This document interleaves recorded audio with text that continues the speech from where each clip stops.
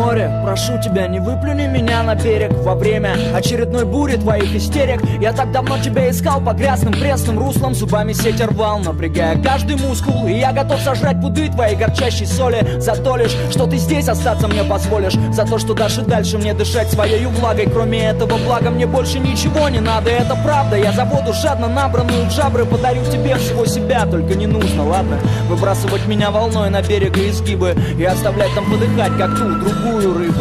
Чистый воздух, как едкий дым, совершенно непригоден для дыхания. Рыбы не живут без воды и не ищут почвы под плавниками. Рыбы не умеют ходить и летать не умеют тоже. Рыбу очень просто убить, лишив того, без чего она не может.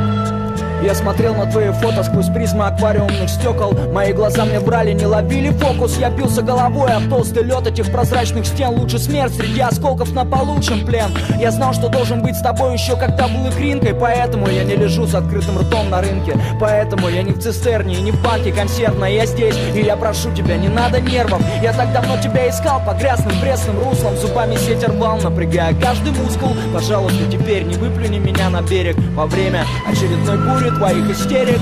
Чистый воздух, как едкий дым, совершенно непригоден для дыхания. Рыбы не живут без воды и не ищут почвы под плавниками. Рыбы не умеют ходить и летать не умеют тоже. Рыбу очень просто убить, лишив того, без чего она не может.